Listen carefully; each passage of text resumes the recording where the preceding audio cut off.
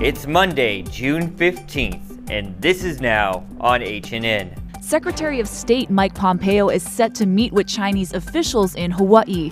This as Beijing's lockdown tightens amid a new coronavirus outbreak. Attractions had reopened, events were being scheduled. That has all come to an abrupt end. Ahead of this week's restart of inter-island travel, the state wants you to know about the forms you'll need to proceed. I don't think we're in a crisis at all, and I'm not worried about inter-island travel presently. Another deadly police shooting sends protesters to the streets. I'm Tom Hansen with the calls for change that are not letting up. We call on the police unions to stop preventing justice for these families. These stories plus the Oscars are being postponed. Coming up on This Is Now.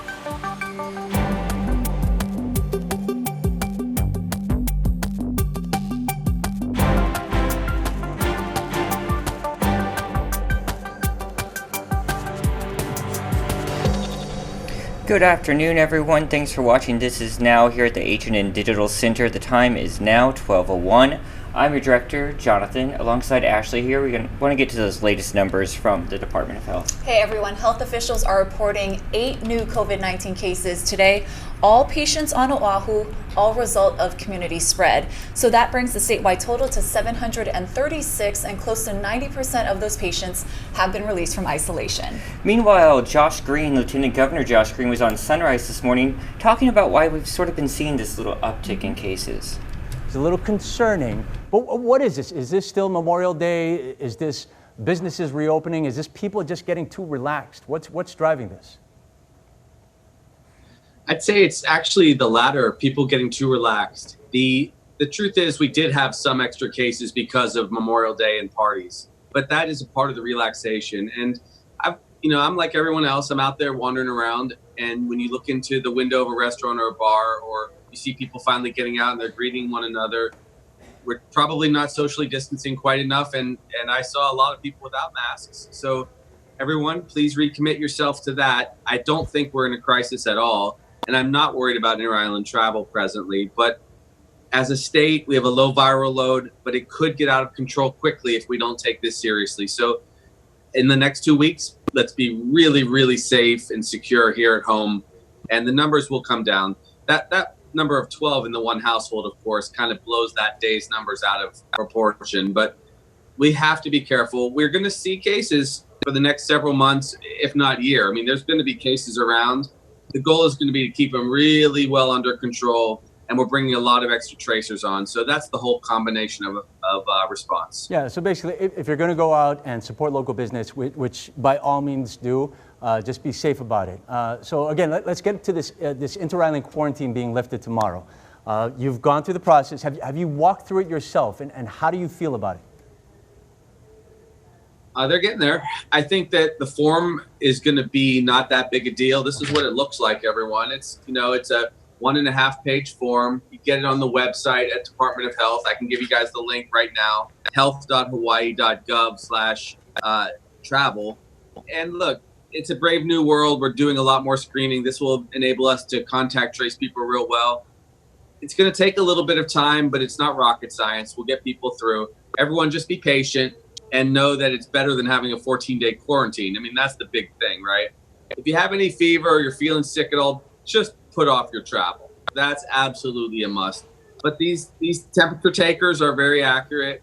Thermal scanners, they'll add some confidence to us. And we still have a low viral load inside the state. So if we please everybody recommit ourselves to social distancing and mask wearing, we're going to be A-okay. This will be just a nuisance at the airport, I believe. Yeah. And this is kind of going along the lines that you've already said. But I mean, on the one hand, we see people that are breaking the rules, that aren't taking it seriously enough, not wearing the masks. But on the other hand, there are a lot of people that are looking around, seeing what's happening in other states and other countries, and they're freaking out when we see a second wave that's happening, and those areas starting to reclose. Aside from just telling us that we have enough hospital space, what can you tell people to get their confidence back and to make them feel a little bit more safe here in the islands? Well, the one thing I would say is we're working on kind of a kick-butt plan to make sure that when we open up ultimately to mainland travel, we're going to follow the lead. As soon as the governor feels comfortable with the plan, we're going to follow the lead of testing before entry into the state. And that will decrease case rates by 80% or more. So we're not going to take any risks with people's health or lives. No way. We're still awaiting the exact details, but Secretary of State Mike Pompeo is expected to meet with Chinese government officials in Hawaii this week. According to reports, Pompeo is expected to discuss a wide range of issues during the meeting, which will take place at Hickam Air Force Base. Pompeo is expected to be on the ground for less than 24 hours. The meetings come as tensions between the U.S. and China escalate amid the coronavirus pandemic. For the first time in years, 3 U.S. Navy aircraft carriers are patrolling the Pacific, and the Chinese government isn't happy. The Chinese warned the carriers could threaten their troops in the disputed South China Sea. Analysts say China reacted strongly because the carriers' presence conflicts with propaganda that the U.S. Navy was hobbled by COVID-19. The deployments come at a time of increasing tensions between Washington and Beijing over the South China Sea and Taiwan. This represents the biggest deployment of U.S. aircraft carriers in the Pacific since 2017. That was when tensions with North Korea over Pyongyang's nuclear weapons program were at their peak. Meanwhile, Beijing is reinstituting lockdowns in some areas as the city struggles to contain a new surge in coronavirus cases. Janice Mackey-Freyer reports. Many of the restrictions that had been eased in Beijing are now back, like temperature checks going into shopping malls and stores. And nearly a dozen neighborhoods around the market have been locked down. The Shinfadi market is a huge wholesale food market at the edge of the city. It supplies about 80% of food to Beijing. That's 20 million people. So authorities are taking it seriously. At the end of last week, they had 3 confirmed cases. The number now stands at least 79, all of them linked directly to the market. Authorities are now testing tens of thousands of people. They've set up sites at a sports stadium, they're at hospitals, there's also a drive-through location, and they're raising concerns about imported salmon after dozens of environmental samples, these are samples taken from the market itself, not from people, came back positive. Now, the outbreak and the reaction to it prompting concern about a second wave of infection here in China after Beijing managed to make it through the worst of the pandemic with only several hundred cases. This is the political heart of China, so the restrictions have long been tighter here. The city went 56 straight days without a case until now. The emergency levels that had been in place throughout the pandemic were lowered just a couple of weeks ago. Kids were returning to school, attractions had reopened, events were being scheduled. That has all come to an abrupt end as authorities are trying to ensure they don't have another situation like Wuhan, though they say the risk of this outbreak spreading remains high. Janice Mackey-Freyer, NBC News, Beijing. A lot of folks waiting for this one. The inter-island travel ban will be lifted tomorrow, and if you're planning on heading to the airport, there's a new mandatory health and travel form that you're going to have to fill out. It asks the basic information on your current health and history with COVID-19. It also requires you to fill out flight and lodging information. Lacey Denise has more. The inter-island travel quarantine rules will be lifted tomorrow, and to help cut down on wait times, the Department of Health is asking passengers to fill out the mandatory health forms before they arrive. Officials say the documents should not be done more than 24 hours before your flight. You need to fill out forms for each flight, even if they're on the same day. And parents, you have to fill one out for your child too. If you refuse to fill out the paperwork, you will not be allowed to fly. If you don't have access to a printer, the forms will be available at the airport. We posted a link to the form on our website at HawaiiNewsNow.com. Happening today, Hawaii Island is reopening the next phase of its economy. Short-term vacation rentals can resume operations, and 50 people are allowed to gather indoors as long as there's enough space to properly social distance. Outdoor gatherings can have up to 100 people.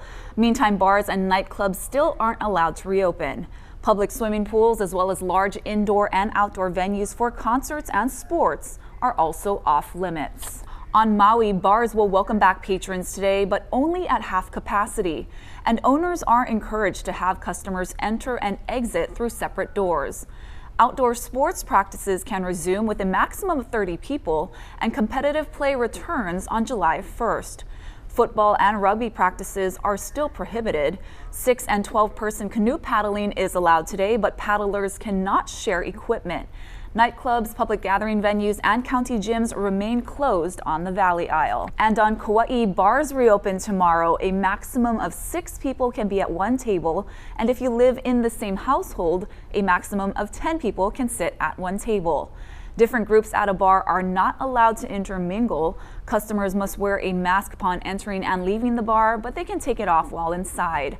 Short-term rentals can also reopen on Kauai tomorrow to people who are not subject to the quarantine. Across the country, many states are reporting an uptick in coronavirus cases and hospitalizations. Still, some states say those flare-ups aren't changing their reopening plans. Naomi Ruckham reports.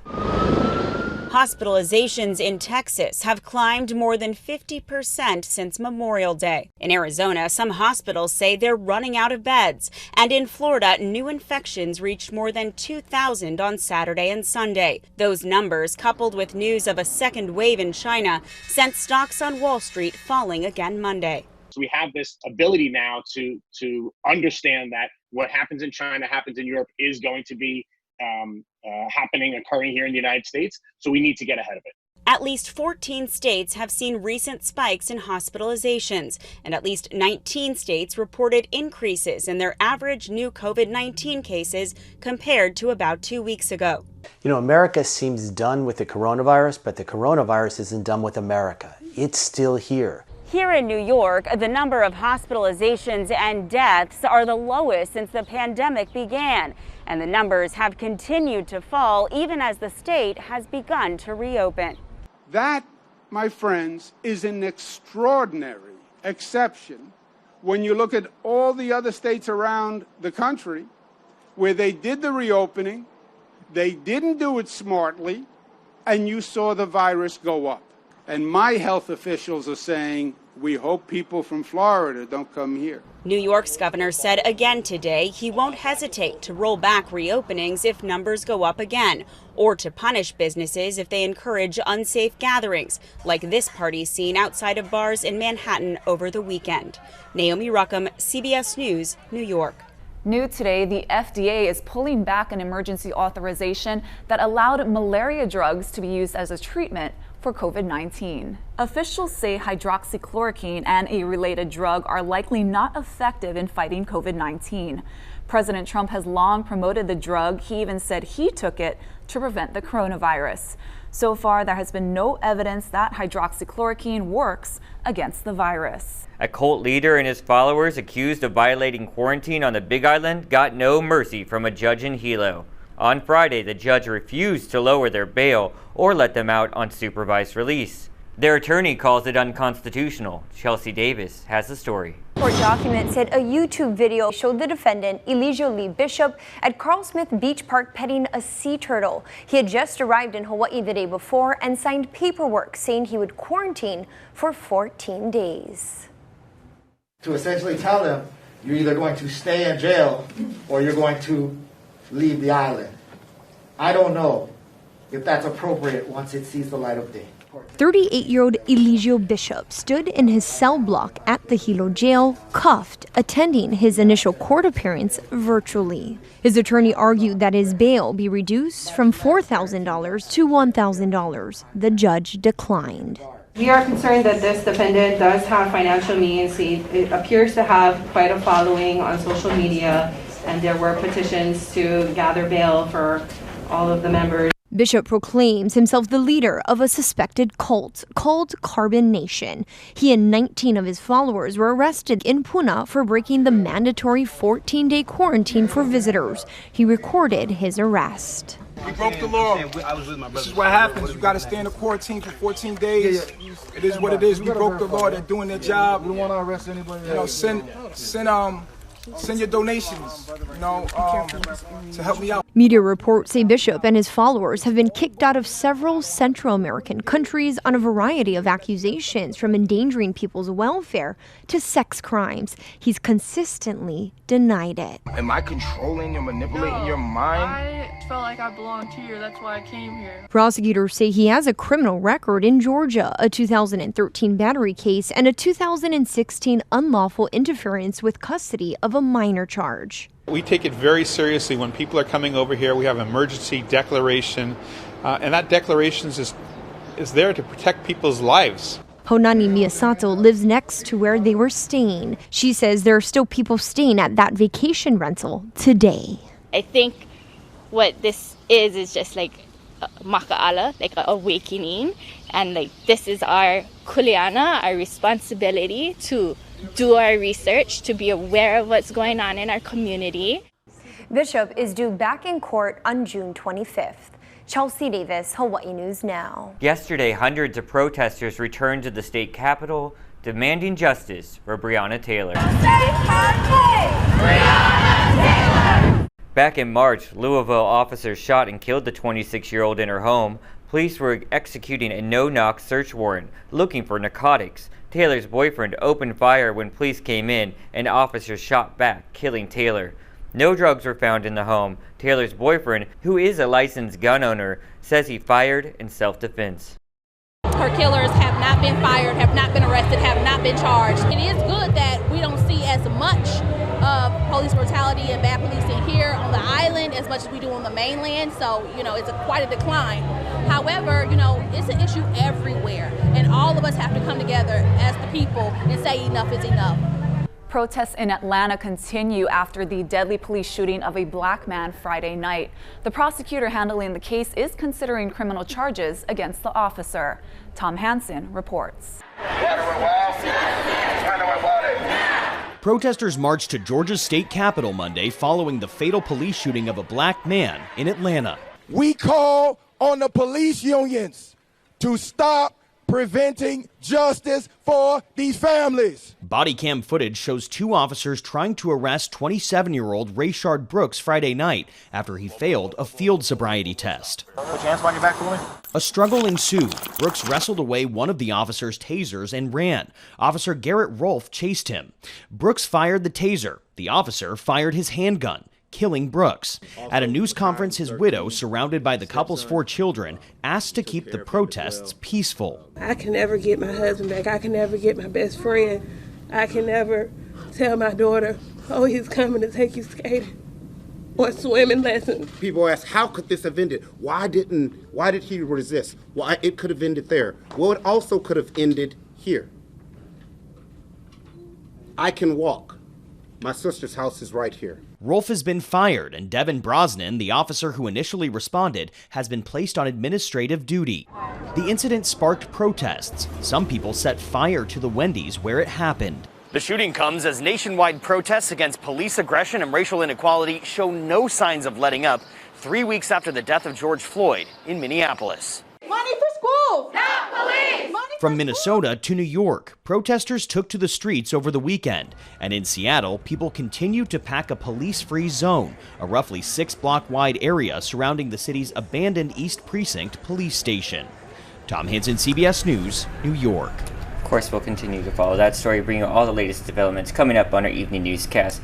We want to take you outside right now. Let's take a look at Aloha Tower. The temperature outside right now, 84 degrees. It's windy out there. Beautiful day. I know. It felt pretty good, right? All right, Guy Hoggy's here. Let's get an update. How's it on this Monday? I'm Guy Hoggy with your HawaiiNewsNow.com forecast. We got trade winds going to be running at brisk levels for the next several days, except for over in Kona. They'll have light winds there. Everybody else will get winds running about 15 to 25 miles an hour. Now, there's a band of moisture getting organized that's going to move this way tonight through tomorrow morning. And then after that, we're going to see, again, more dry conditions. But it's going to be a little squishy tonight. For today, not so much. We're not going to see much more than a few light passing showers for windward sides. And with all the sunshine, temperatures will be running into the upper 80s to near 90 degrees for some spots. It's going to be gorgeous out there. Now, out in the ocean, we've got small waves out there, a little bigger on the east side where it's going to be rough and choppy. Box jellyfish might still be swimming into some South Shore spots. But later this week, more action due into South and West Shores. So we've got a long stretch of trade wind weather into the early part of next week. Again, a few more showers tonight through tomorrow morning, and then another round of rain shaping up for Thursday. Keep it here on Hawaii News Now. We'll have all your severe weather updates. Looking pretty good, Guy. Thank you very much. All right, let's check out what's happening on the socials, a look at what's happening on the feeds. It's our new segment. We call it From the Feeds. What's up, Ash? So for the 4th time in its history, the Oscars are being postponed. The announcement came today on social media, and the Academy of Motion Picture Arts and Sciences said the 93rd Academy Awards will now be held on April 25th, 2021. That's 2 months later than originally planned, of course, because of the pandemic's effects on the movie industry. Now, the eligibility window was also extended beyond the calendar year to February 28th, 2021. Other entertainment industry award shows are also in flux, like the Tony Awards, which was set for June 7th. That has been postponed indefinitely. You gotta wonder who's even gonna be up for these nominations, because so many movie theaters are holding back on their releases. Exactly. It's not only the theaters, it's also the movie productions themselves. Totally. They can't make movies. Yeah, and we'll have to see what actually makes it to the silver screen this year, and then, or if they're even going to change those eligibility requirements. It might be a totally different award show next year.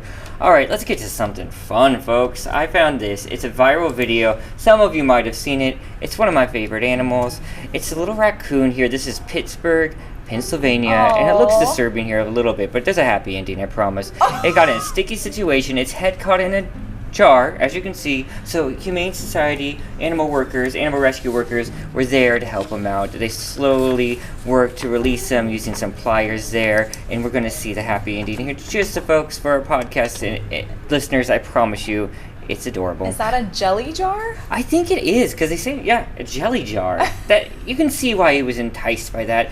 Okay, full disclosure, I used to have a pet raccoon. I grew up on a farm. I found it in our hayloft, or my dad did, and I bottle raised it in my closet at home. Oh my gosh, Jonathan. But I'll tell you this, those guys can get into anything. You can put a treat in a jar, close it up, and they'll unscrew the jar and open it up and get into it. They're so curious. They'll get into stuff like this all the time. Ours would get into our ceiling tile, all over the place.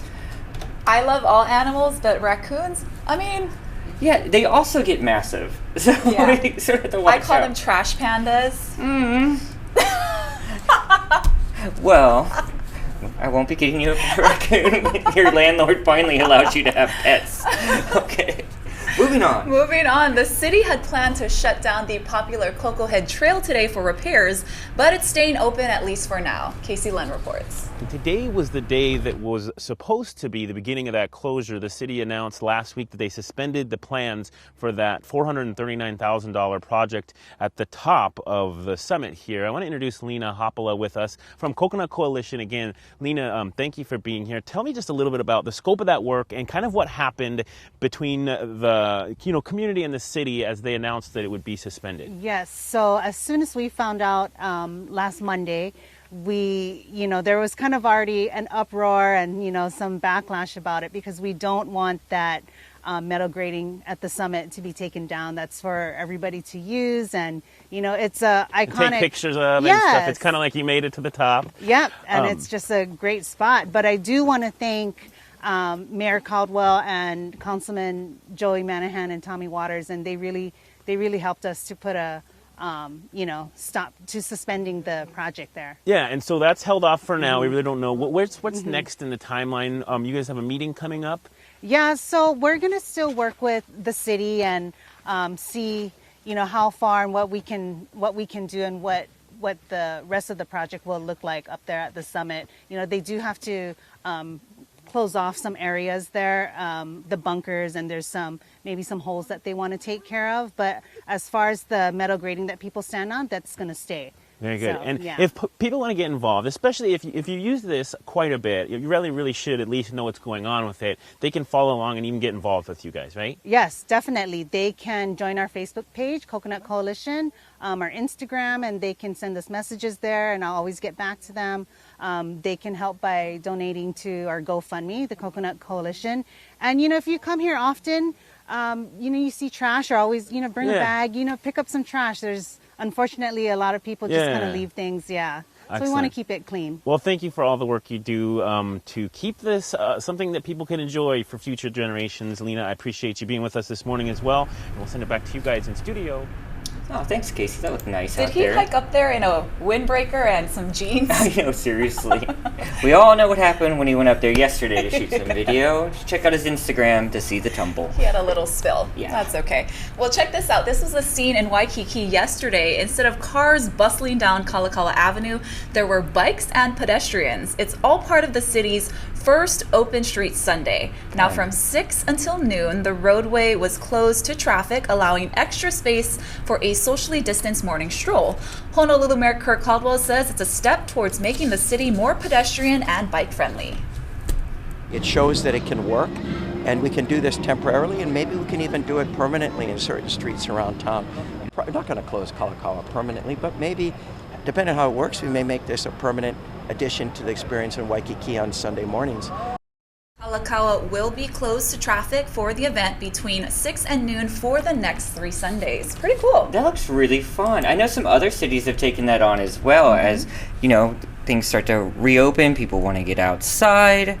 I don't know. I give it a shot next. Did you say it happens next weekend too? Next 3 Sundays, yeah. Oh, so if you definitely yeah. have a chance to check it out. And I'm sure it's a good way to get people back into Waikiki, and they can eat at the restaurants and, you know, do some shopping. Get on a beaky, grab some Cheesecake Factory, and get out of there.